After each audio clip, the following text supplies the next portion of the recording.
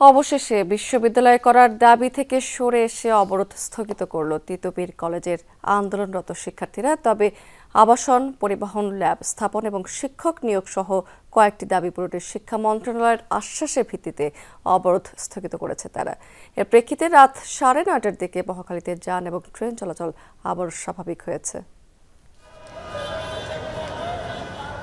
সরকারি তিতুমীর কলেজকে বিশ্ববিদ্যালয় করার দাবিতে টানা পঞ্চম দিনের মতো সড়কে আন্দোলনে কলেজটির শিক্ষার্থীরা। দুপুর 12:15টার দিকে শিক্ষার্থীরা মহাখালী থেকে গুলশানগামী সড়ক এবং বিকেল 3টার পরে রাজধানীর মহাখালী রেলগেট অবরোধ করে শিক্ষার্থীরা। ফলে সড়কের উভয় পাশে যান চলাচল বন্ধ হয়ে যায়। ভোগান্তিতে পড়ে বিভিন্ন গন্তব্যের উদ্দেশ্যে রওনা দেয়া মানুষরা। সুনামগঞ্জ থেকে আসছি, এখানে শ্যামলী যাব, ওই দিক থেকে কোনো গাড়ি আসতেছে না। আমরা অফিসে ঠিক মতো যাইতে পারতেছি না বা সময় মতো অফিসে মুভ করতে পারতেছি না। মানে আমরা তো একটা বিভ্রান্তিতে পড়ে যাই। আমরা শুধু না, সারা দেশবাসী সাফার করতেছে। মানে অসংখ্য রুগী, অসংখ্য মানুষ পথ চলতে পারে না, এরা যে কোনো সময়ে সে রাস্তা বন্ধ করে দিচ্ছে।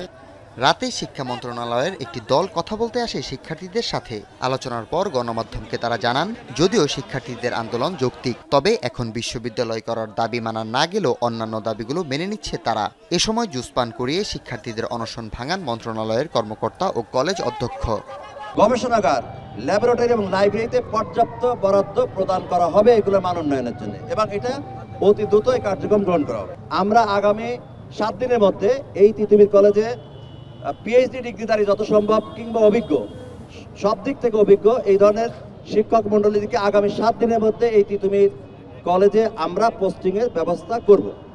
শিক্ষা মন্ত্রণালয়ের আশ্বাসের ভিত্তিতে আন্দোলন স্থগিত করে শিক্ষার্থীরা। জানান, 7 দিনের মধ্যে দাবি মেনে নেওয়া না হলে আবারও কঠোর আন্দোলনে নামবে তারা। অন্তর্বর্তীকালীন সরকারের কাছে এক দফা না থাকলেও এই রাষ্ট্রের কাছে আমাদের এক দফা পড়ে থাকবে। আমরা শুধু আসলে বুঝে দিব, কারণ আমাদের দাবিটি সম্পন্ন করতে আমাদের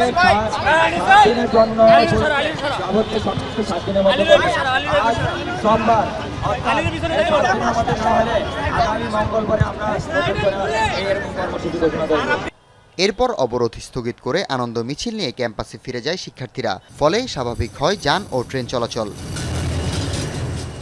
হাসিবুল করিম বিজয়, যমুনা নিউজ, ঢাকা।